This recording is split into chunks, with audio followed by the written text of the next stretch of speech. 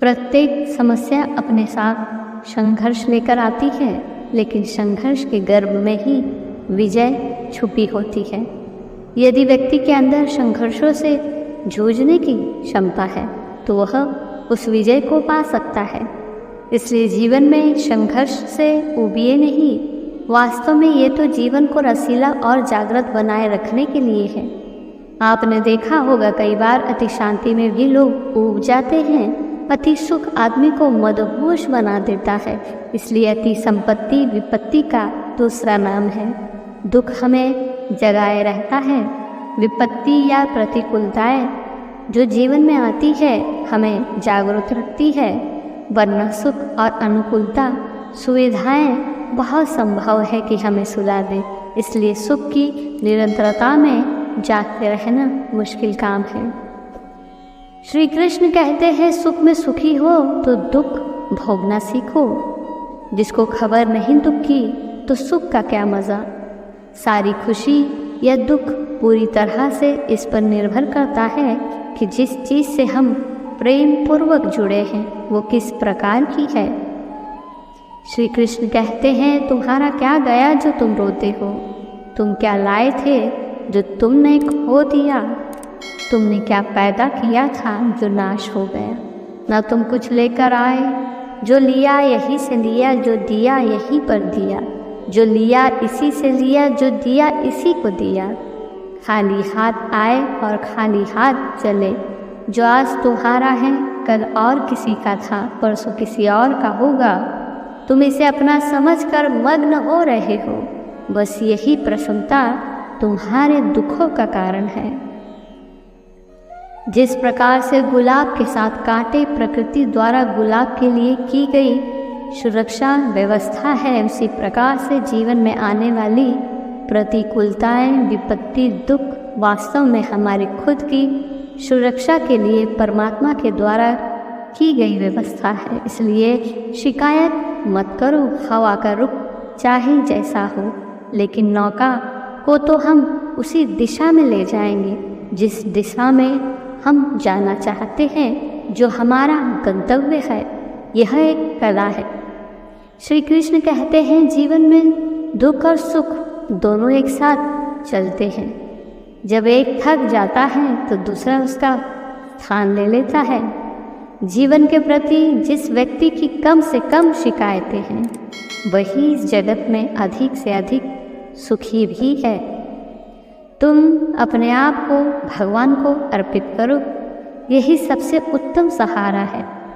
जो इसके सहारे को जानता है वो भय, चिंता व शोक से सर्वदा मुक्त है। श्री कृष्ण कहते हैं जो कुछ भी तू करता है उसे भगवान को अर्पण करता चल। ऐसा करने से सदा जीवन मुक्त का आनंद अनुभव करेगा। आप परिस्थिति को बदल नहीं सकते, आप गर्मी को आने से रोक नहीं सकते।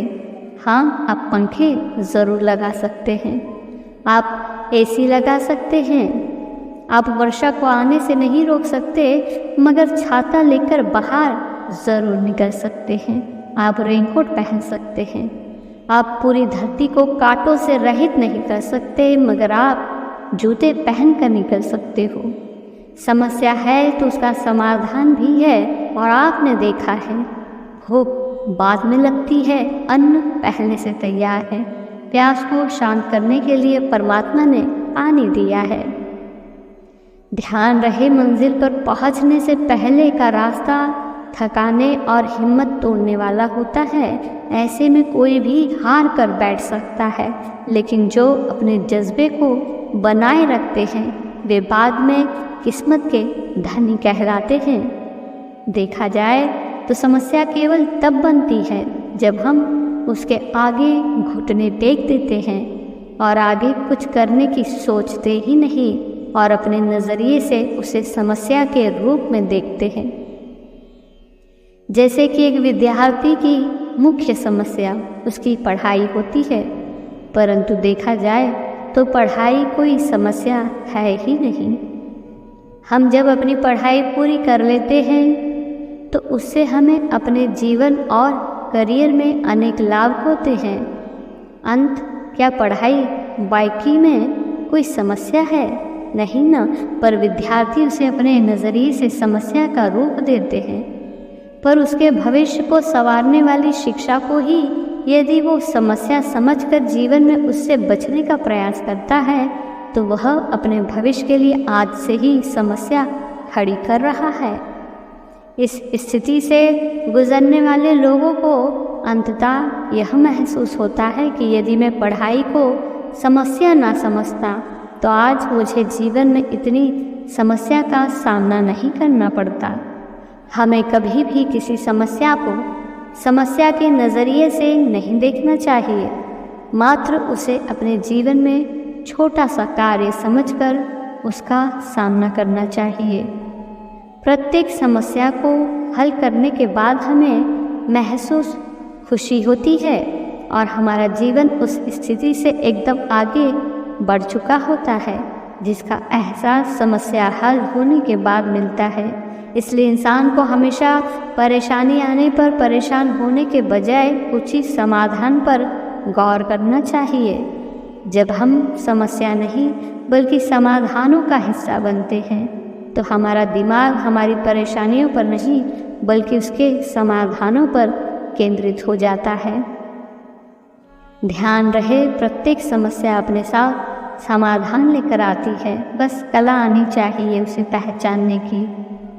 देखना उस समस्या के ही उदार से समाधान मिलेगा। हर समस्या के लिए शिकायत तो बहुत करते हैं किंतु समाधान के स्वीकार के लिए तैयार नहीं दिखते। भगवान ने बुद्धि दी है, हृदय जैसी चीज़ दी है, उसका सदुपयोग करें। अगर आप सही रास्ते पर हो तो परमात्मा भी आपके साथ है, परंतु पुरुषार्थ तो करना ही पड़ेगा। जिन लोगों ने ऊंचाइयां छुई है उसके पीछे उनकी मेहनत, उनका पुरुषार्थ है। मिले साधनों का सदुपयोग करें। गुलाब के साथ कांटों को समस्या के रूप में मत देखो। देखने का अपना नज़रिया बदलो। देखो कि कांटों के बीच गुलाब कैसे मुस्कुरा रहा है। परमात्मा की इस अद्भुत कृति से इंसान हंसना और मुस्कुराना सीख सकता है, लेकिन यह सब हम पर निर्भर करता है। धन्यवाद।